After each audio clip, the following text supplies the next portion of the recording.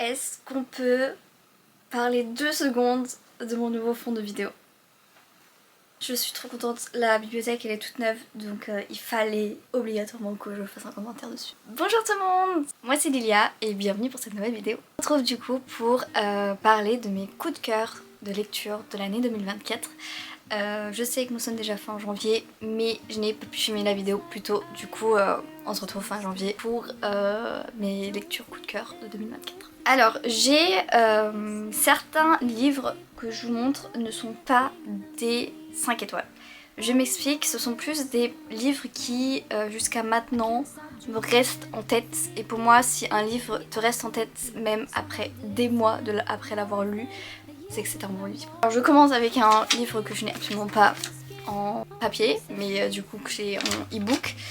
C'est The Thin Print de Lauren Asher. En vrai je crois que j'avais mis 5 étoiles mais je ne dirais pas que c'est un coup de cœur. Par contre mention spéciale pour ce livre là. On suit du coup Rowan et Zara, si je me souviens bien. Zara travaille dans un parc d'attractions qui s'appelle Dreamland, qui est totalement inspiré de Disney World à Orlando. Ça se passe notamment aussi à Orlando. Et Rowan est héritier de ce parc d'attractions et doit aller aux commandes de ce parc d'attractions. C'est, on va dire, un enemies to lovers slash sunshine x grumpy. Lui c'est le grumpy, elle c'est une grosse sunshine incroyable. J'ai beaucoup aimé sur justement le fait que ce soit totalement inspiré des parcs Disney de Orlando. C'est uniquement pour ça que je le mets dans ce top coup de cœur, parce que je n'ai pas jusqu'à maintenant pas trouvé de livre qui y ressemble, qui parle de parcs d'attraction. Peut-être qu'il en existe, personnellement j'en ai pas lu d'autres. Vraiment celui-ci, pour avoir été dans les parcs Disney à Orlando, c'est vraiment ça, vraiment je me suis retrouvée, je trouvais ça incroyable, le fait que ce soit les métiers dont on parle, que ce soit pour les ingénieurs d'attractions et de parcs, le fait que Zara elle est maquilleuse pour les petits enfants qui du coup se font maquiller, coiffer en princesse, prince, etc. Et ça existe. En tant que grosse fan Disney, je vois le métier, je le vois devant moi et tout, et en fait le fait de l'avoir vu en livre, et c'était tellement bien fait, c'était vraiment bien fait, et du coup mention spéciale pour celui-ci. Prochain livre, c'est Un printemps pour te succomber de Morgane Moncomble. J'ai lu du coup toute la saga des Seasons qu'elle avait sorti. Celui-ci est mon préféré, je pense que celui d'après c'est Un automne pour te pardonner, mais celui-ci il était incroyable. Camille Levesque est un book boyfriend incroyable, il a très rapidement été mon top 1 de book boyfriend en général, même s'il a été détrôné très rapidement ensuite, j'en parle juste après, mais c'était incroyable, franchement. J'ai très envie de le relire parce que j'avoue ça c'est un problème que j'ai. Dès que c'est un coup de cœur, soit j'oublie totalement le livre, soit je me rappelle de chaque détail, et là j'ai totalement oublié, mais je ressens encore les émotions que j'ai ressenties pendant cette lecture et c'était vraiment incroyable. Il y avait un seul truc qui m'avait un peu chiffonné, c'était à la fin. Je vais pas vous spoil, mais c'est juste qu'il y a une sorte de retournement de situation, c'est pas un plot twist, un retournement de situation qui n'avait pas lieu d'être. En vrai on aurait pu s'en passer, mais c'était quand même incroyable. Les personnages sont super attachants, les personnages sont développés, ils ont leurs issues, ils ont leurs problèmes, ils ont leur personnalité, ils ont leurs qualités, des phrases mais incroyables, franchement c'était vraiment trop bien. Ensuite, mention spéciale, parce que ce n'est pas... Je crois que j'ai mis 4 étoiles pour celui-là, c'est le tome 1 de Magnolia Parks de Jessa Hastings, et j'ai mis 4 étoiles, je crois j'ai mis genre 2 semaines à lire ce livre. Tellement il m'a cassé la tête. J'étais tellement énervée pendant ma lecture et pourtant elle me reste en tête, et c'est pour ça que je vous en parle, parce que franchement je pense le relire cette année et lire les Daisy Hales et les prochains Magnolia Parks. Je crois qu'il y en a un autre qui est sorti. J'ai très rapidement commencé à les lire cette année parce que vraiment en fait il se passe pas grand chose dans les Magnolia Parks, honnêtement. Niveau intrigue, il ne se passe pas grand chose, mais tout est tellement développement et psychologie des personnages, c'est incroyable. Et en fait, c'est pour ça que ça m'a donné tellement mal à la tête et ça m'a tellement saoulée parce que en fait tu parles que de tromperie, de torture psychologique, les personnages se font mal, les personnages se font du mal à soi-même, toute leur clique est tellement toxique, tout est tellement toxique dans ce livre, mais c'est fait exprès.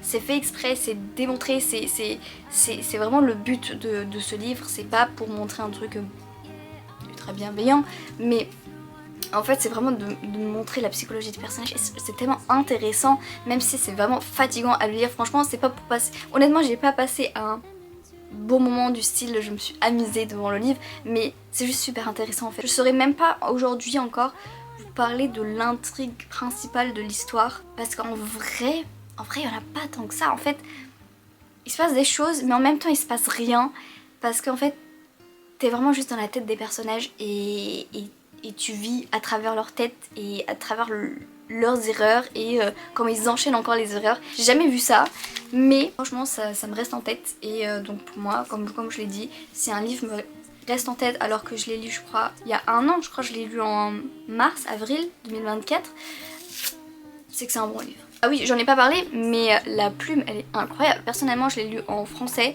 Je sais pas si je vais lire les autres en VO ou pas. Parce que déjà en français j'ai quand même un peu galéré. La plume est très très belle, il y a un champ lexical tellement développé et tout que déjà moi en français j'étais en mode je comprends pas tout. Petit disclaimer, le français n'est pas ma langue maternelle et du coup j'ai eu un peu de mal par moment. Je pense que c'est pour ça que c'était assez compliqué de lire ce livre pour moi. Du coup je sais pas si je vais aussi le lire en anglais, du coup ajouter encore une difficulté linguistique au-dessus. Ensuite une autre mention spéciale, ensuite normalement après c'est bon, ensuite il n'y a plus de mention spéciale, uniquement des coups de cœur. Un été pour te retrouver de Marianne Moncomble. Dans les seasons il y a 4 tomes et du coup j'avais dit que en première place j'ai mis printemps pour te succomber, ensuite un automne pour te pardonner et ensuite je mets un été pour te retrouver.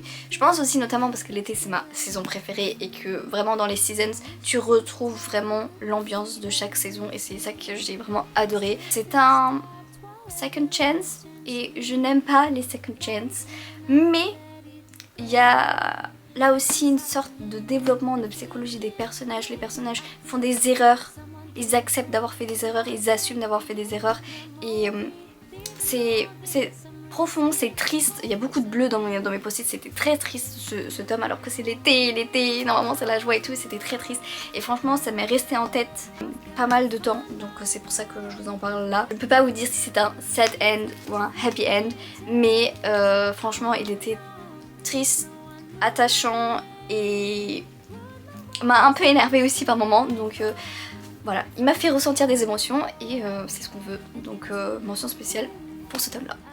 Ça c'était un coup de cœur. Coup de cœur, ils vécurent malheureux à jamais.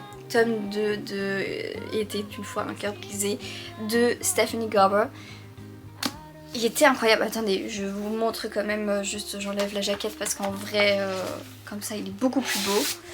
Regardez comment il est shiny. Oh là là. Voilà. Il était magnifique. J'ai lu du coup cet été.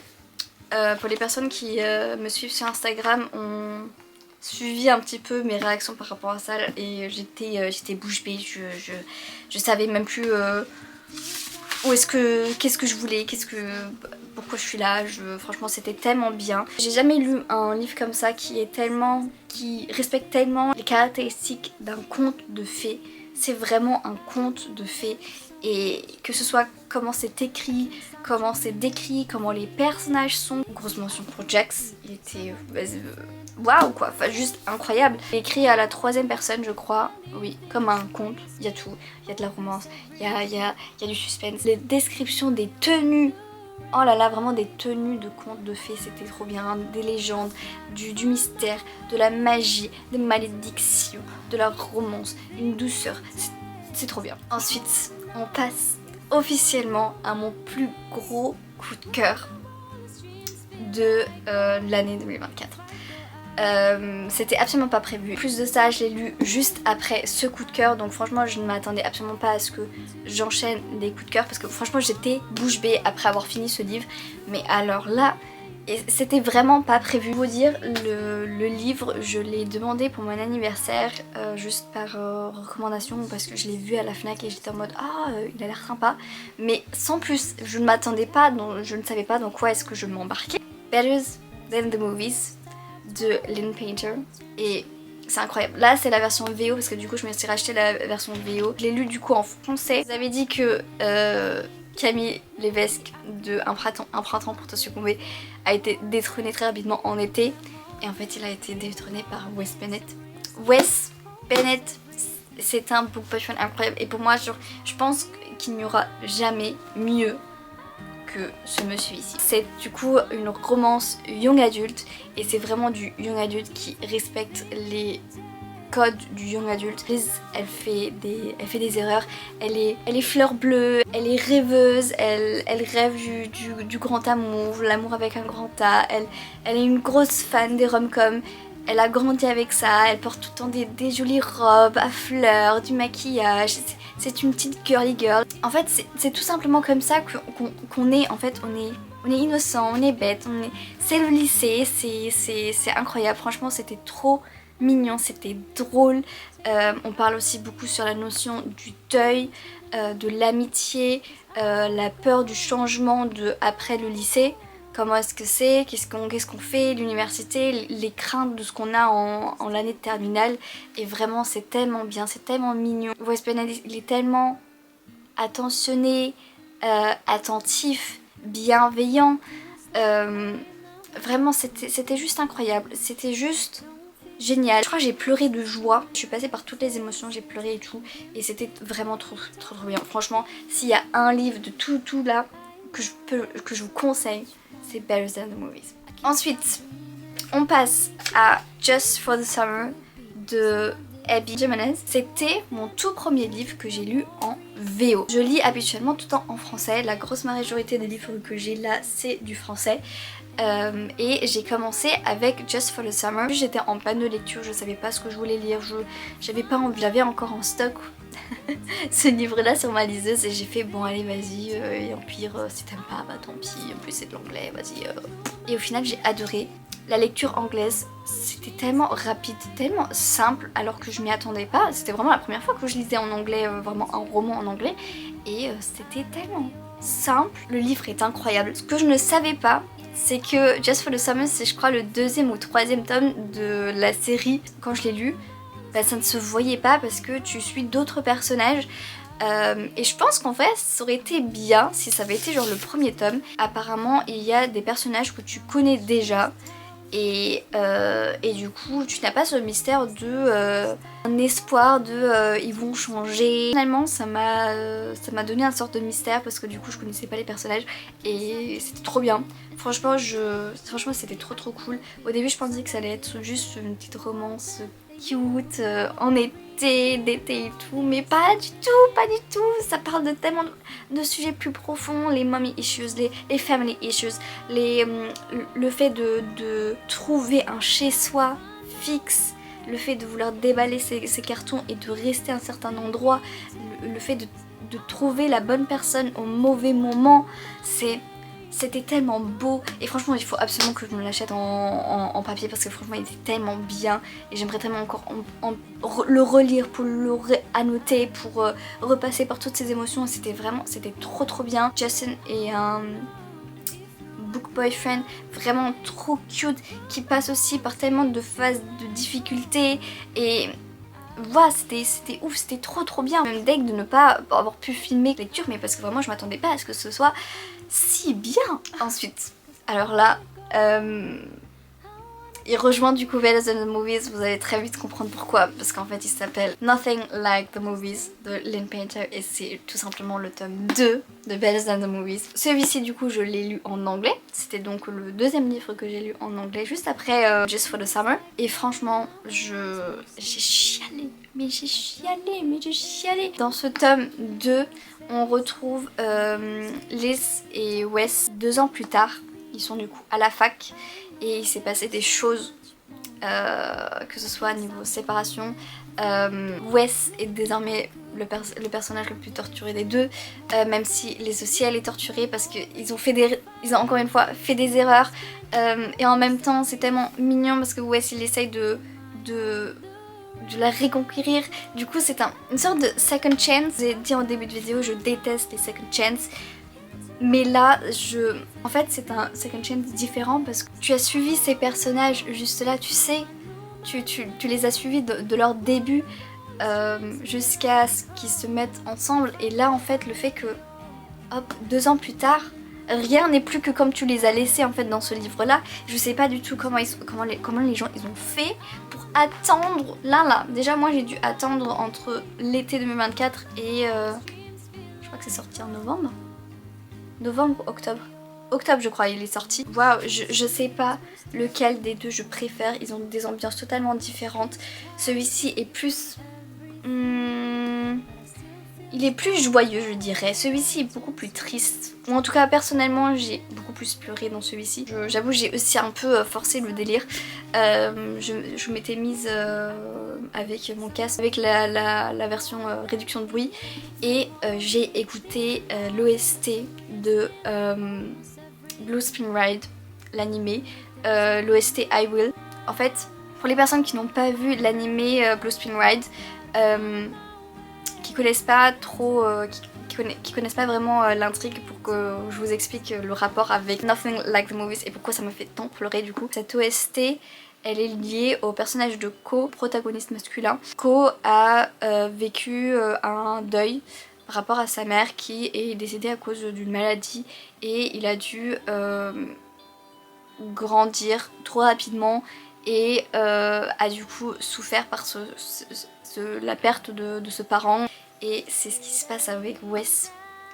Et ces deux personnages ça m'a tellement, en fait ça a tellement bien matché, et que j'ai tellement pleuré. Dans ce livre là tu ne comprends pas tout de suite à quel point Wes est touché par la perte qu'il a vécue, parce que Wes est un personnage tellement solaire, tellement mignon, tellement drôle, sûr de lui, blagueur. Tu ne réalises pas totalement en fait à quel point il souffre, alors qu'en plus tu as son point de vue, et ça c'était trop bien. Je l'ai pas dit, mais dans Better Than the Movies tu as uniquement le point de vue de Liz, et ici tu as le point de vue de Liz et de Wes, et ça c'était trop bien. Tu remarques plus tard, on va dire à la moitié du livre, à quel point en fait ce personnage est torturé, à quel point il est passé par des choses dures, et qu'il les a pas montrées, et qu'il s'est renfermé sur lui-même, et qu'il le montre pas, et c'était trop, franchement c'était trop bien. Je pense que je vais le relire et je vais repleurer rien que d'y penser. Là je commence à avoir du pipi dans les yeux. Ces deux là dans mon cœur, mais à jamais. Vraiment c'est pour ça que je ne saurais pas vraiment dire quel m'a touché. Je pense que celui-ci m'a beaucoup plus touché que celui-là, mais il était toujours aussi incroyable. Franchement, les deux vont ensemble, tu ne peux pas apprécier l'un sans apprécier l'autre. En plus, je crois que le tome 2 sera traduit en février, donc n'hésitez pas à aller déjà commencer avec le premier tome et ensuite enchaîner avec celui-là. Et on finit sur une fantasy. J'ai pas lu beaucoup de fantasy cette année, je suis plus rom-com que fantasy, plus romantasy. Du coup, si je lis de la fantasy, c'est automatiquement de la romantasy. Je l'ai vu partout. Je sais que toi, tu l'as vu partout. Tout le monde l'a vu partout, notamment sur BookTok, notamment sur Bookstage. Il était partout. Ce livre est partout. Et du coup, j'ai craqué et je l'ai acheté. Fourth Wing de Rebecca Yarros. Je pensais pas l'apprécier autant. C'est un livre du coup très compact. C'est écrit très petit. Ce que j'ai surtout aimé, c'est le fait que la protagoniste, Violette, est handicapée. Voilà, juste ça, le fait qu'en fait les autres personnages c'est pas des personnages féeriques ou immortels, et elle c'est la seule mortelle. Parce que ça je trouve qu'on l'a vu et revu limite dans chaque fantasy que j'ai lu. Ce qui différencie la protagoniste aux autres personnages, c'est le fait qu'elle soit plus faible parce que elle est pas immortelle. Voilà. Violette a un handicap parce que bah du coup elle est handicapée. C'est trop bien le fait de le fait de tout simplement avoir en fait un protagoniste qui est handicapé, totalement accepté et qu'on en parle et que c'est pas au bout de 3 chapitres que en fait on oublie le fait qu'elle soit handicapée. Le tome 2, dans le tome 2 aussi on parle toujours le fait qu'elle soit handicapée et que justement son handicap est handicapant dans toute son aventure et le fait que ce soit tellement bien mis en avant, le fait que Violette aussi a du mal à gérer ses émotions, c'était vraiment super, ça j'ai vraiment adoré. Le délire avec les dragons et tout, genre franchement c'était trop bien. C'était drôle par moments, c'était triste, il y a de l'action, il y a beaucoup de combats. C'est violent par moments parce que bah du coup nous sommes en temps de guerre et d'entraînement pour la guerre, etc. Enfin voilà. Et franchement c'était vraiment très chouette. Ce n'est pas un coup de cœur, c'est un 5 étoiles. C'est juste que j'avais envie d'en parler parce que ça m'avait quand même mis à la fin du tome 1 là j'étais j'ai pas encore terminé le tome 2, du coup ça se trouve qu'en fait à la fin du tome 2 je serai aussi bien pleuré aussi à certains moments. Les personnes qui l'ont lu vous savez. Je vais du coup lire sûrement le tome 3 en anglais et ce sera la première fantasy que je vais lire en anglais. Donc souhaitez-moi bonne chance. Voilà pour mes coups de cœur slash mention spéciale de lecture 2024. N'hésitez pas à me partager vos coups de cœur, quel est votre plus grand coup de cœur ou votre mention spéciale de lecture 2024. Et voilà, du coup je vous dis à bientôt et on se retrouve très bientôt pour de nouvelles vidéos. Bisous!